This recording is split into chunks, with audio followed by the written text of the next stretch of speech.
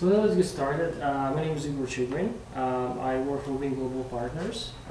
We provide solutions for exporters and importers, mostly Canadians, helping them to increase their exports and imports and get into new export markets, get new clients, and essentially secure more export and import sales. We also provide quite heavily coaching solutions, working with young entrepreneurs and helping them to get into export import, showing them on the specific examples how it works, what do you need to know, who do you need to contact, how to work with borders, how to work with the Canadian Border Services Agency, and all this practical, handy recommendations that we provide to our clients. And I guess you know what, I'm not going to interrupt that. Right. You know, there was an article published in, I'm not going to read your formal bio, I think those are always, you're more interesting in person. In November 2011, there was an article published in The Economist that I think was actually really important, and it's come up in numerous conversations over the last couple of years, including some international conferences that I've spoken at. And it talked about international diasporas, or ethnic diasporas. And Canada is in a very unique position, or Toronto is in a very unique position, that people like you from all over the world consider Toronto home. And your connections to other places in the world make Toronto and Canada ideally situated for the future of business, which will, because this article was predicting that trade would follow the lines of ethnic diasporas. Anyway, I'll see if I can print out a copy of it. It definitely is dated now. It's talking about some issues around immigration in Europe and that sort of thing. But I think the important idea was the power of ethnic diasporas around the world for stimulating trade. So we've got somebody here, we've got Igor, who's an expert in international trade, talking to a group of folks with international market experience, international market contacts, and language skills from all over the world. Whether you choose to formally import or export is, dependent upon your business model. But I think that the networks that you bring to your businesses are going to be very powerful, if not today, in the future. So that's my introduction. Thank you. I'm sorry that I can't sit in. This is an area that I want to do some more building in my own experience at, but I have another information session that I have to run this morning. The attendance form has gone around. Please sign it, and please kick your colleagues in the butt for being late this morning. I think they were late because, like me, I had to walk. Did you? Yeah, they had. Is it a transportation problem? Okay, yeah, that's fine. Yeah, I understand that. And Luca had something that he had to do with his wife. I don't know whether it was today or Thursday. So anyway, and I've emailed Majid because I'm getting worried about him. Anyway, so you're in good hands. Okay. Thanks very much. I'll probably try to drop in 11:30ish. Sure. Okay. See you later. Thank you. By the way, if we ever need a break, just let me know. I'll get a break after one of the sessions. So my personal background, I came from Russia. I came about 4 years ago, and in Russia, what we were doing, our family business was trading pharmaceutical and medical supplies, and we started as an internal trade, but very soon started to import a lot and export to some other neighboring countries of the former Soviet Union, and this is essentially how I got into export-import business, which is pretty much international. And in a couple of years ago, I found myself in the situation that other business owners come to me for advice on how to get supplies from the overseas, how to do the import paperwork, and so it was partially I was still involved in the family business, and partially I was doing some consulting because people came to me asking me how does it work. And essentially, when I came here, I found that there's a higher demand for this type of solutions in Canada. One of the reasons is because of the immigration, but the other reason is that because after the recent recession, Canadian government started to push local Canadian manufacturers and service providers to actively export their products and solutions overseas, get products actually built in Canada, sold anywhere else, aside from the United States. So, and I found that this is actually a good, very good moment and match for the type of things that we are providing. And I've been to Access last fall during the presentation for the previous group, and there were also very interesting examples of individuals who actually already started importing and exporting, and or they are going to start very soon. So maybe anybody can share an example. If you have something in mind, like trading business in mind, you can share it. Anybody? Are your company already also exporting, or only you provide the guidelines No, for now we provide guidelines. for your own product? No, I mean, say your company, the one you are representing Yes, right yes, now, yes. is it exporting any products or No. importing any products? No. Okay. Right. I had an idea, in fact, that's my business model, which I'm thinking to change it. Because of, basically because, I'm short of finances, resources and things like that. And I've been in business before, but, I would say something very small, but I've been in Singapore and UAE and, all these places and my idea was that there are a lot of companies here, which even in Canada, they make their products in Vancouver or BC or Manitoba. And Ontario is a very different and very good market for a lot of products, and they don't have representation there. So I'm still forming it out, but my idea was to provide them not exactly as a representative, but as a pre-sale representation, like, showing their flag or letting their products know that I have a company which is producing portable, you can take your sawmill and the forest and do all your cutting yourself and everything. Same things I wanted to send it across. Since I don't want to stock anything, I just want to connect it up. Absolutely. And, make get a commitment from them, because these things will require a publicity sometime in trade shows if they want to represent in Ontario. I don't know, there must be companies, but I was thinking that something which I can start on my own and provide this order with my past experience and learning from organization like yours. Okay. And this is what. Yeah, that's pretty viable model. In fact, right now, lots of people are playing as agents. They don't really store anything, but they rather do the matchmaking or do the sales pitch and presentation. That's totally fine. Or visit the potential clients or let them know that, like right now I've got a company which is making sheep breeding equipment. Ontario is a very good market. There's not much of sheep breeding going on anyway. But right from the smaller one to the commercial one, if you can, giving it up. So these sort of things. Right. Any other ideas from the audience? Actually, in my case, I would like to export knowledge from Canada to North African countries. What's that? Sorry. Knowledge. New economy. It's okay. yeah. Knowledge. So it's more of a solution services, probably software. Exactly. Know-how. Different industry. Okay. Yeah. That makes sense. In Brazil, I come from Brazil, and Brazil has like tons of resources, and I have lots of contacts. Like my family used to work in the food business for the last 30 years, and like I think I'm considering also like an option to start maybe like being an agent, like maybe like ginger, tuna, chicken. Okay. I don't know. Just find a buyer here. That's right. There. That's right. So, I'll tell you a big secret. All success in international trade coming out of knowing the buyer and the seller. You don't really. I mean, all this stuff is good, but all the things to know and to consider is good, like economic environment, demand, and so on. But if you know the buyer and you know the seller, you got it.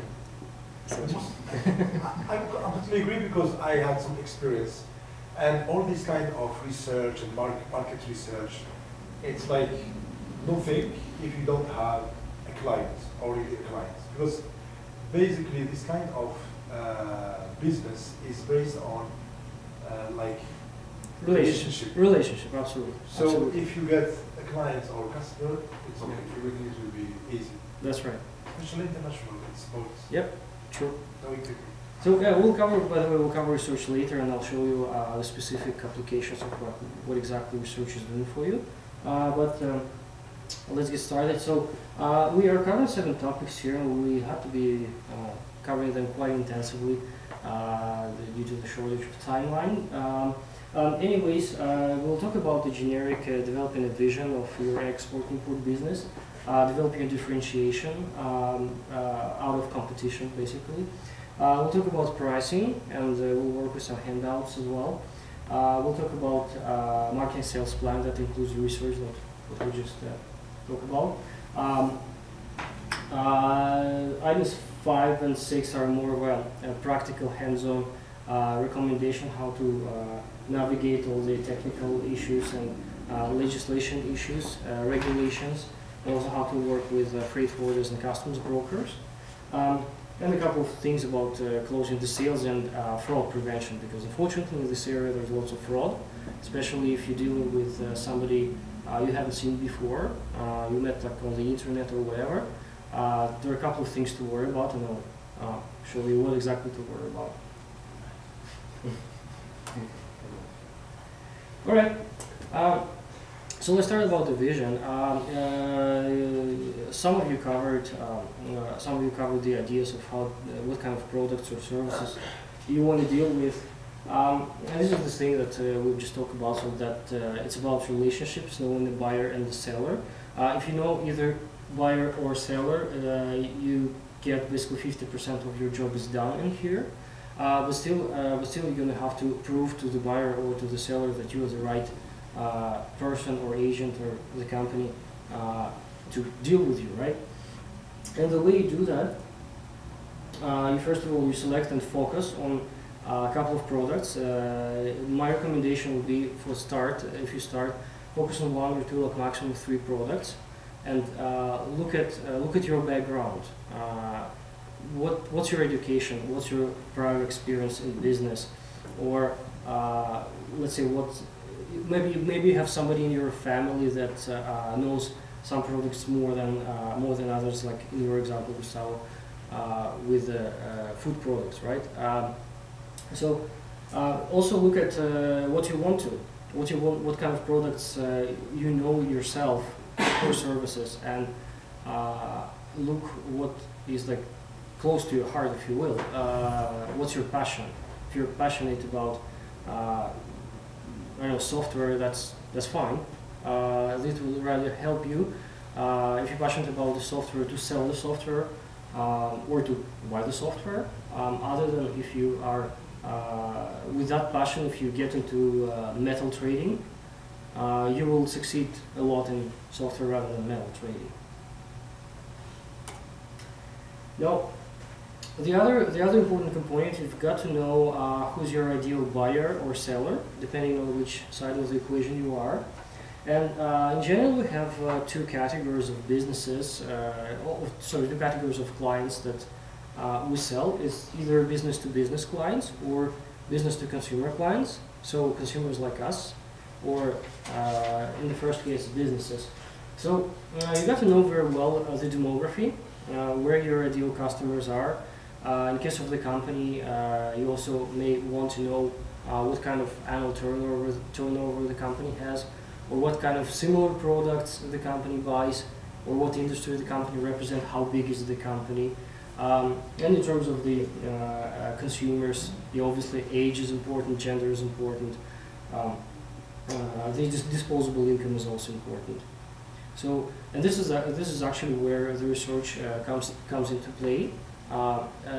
Although it's important to know the buyer and the seller, like at some point if you want to increase and expand your trading business, you are going to have to look for new buyers or new sellers, and this is exactly how you look for, you shape your ideal, portrait your ideal client or the supplier, and then you look into businesses in the area or people in the area, and you see if they have enough people or enough businesses in that specific area to match your ideal profile. Right? Yeah. Any questions on that one? All right. What do you mean by pain points? Pain points is basically it's like what kind of problem your product or solution is solving, and it's applicable for both solving businesses. or what can come up in the transaction? No, that's exactly. Let's imagine your client. Why exactly the client is buying? Educate them that this is what will ease to you or your problem, so and so. Absolutely, absolutely.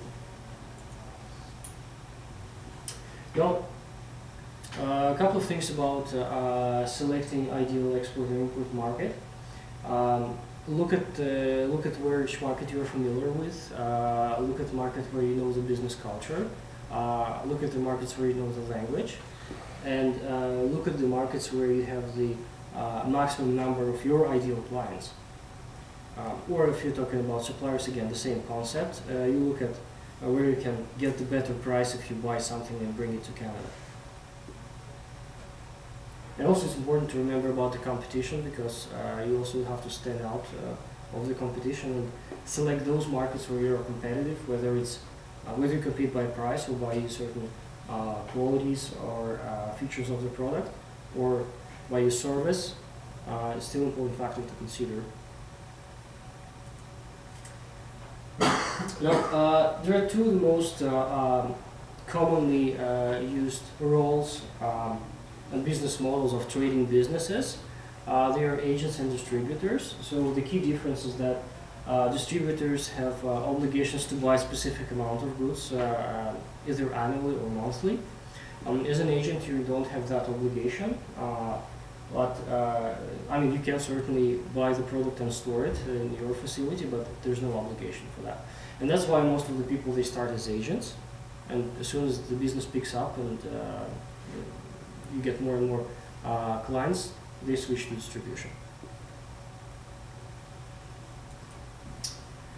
Now, a couple of skills that are important. As you can see, the list of the skills, there's no things like education and international trade, or I mean, knowing accounting, tax, and customs paperwork.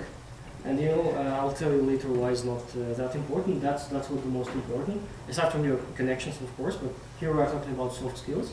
Language, absolutely, you have to speak the language where your target client is, or where you get your supplies from. You gotta be a good presenter, marketer, and salesperson. You gotta have a good pitch and be able to convince your client to get your product. Well, you obviously gotta have some financing, math skills to be able to calculate your prices so that you would get a profit, and you've got to do it the right way. And you've got to be able to communicate across cultures, dealing with people from the other time zones, other languages, other cultures, other religious backgrounds. So that's what's very, very important in international trade. And regarding the motivation is also important, because out of all options, let's say if there are any options available to you, why would you choose international trade? If you have an answer to this question, then you're gonna get motivated, and this is the right way for you. Because otherwise you could take your job or do something else. Couple of words about the, oh, yeah. I wanted to ask you, come back to the previous one.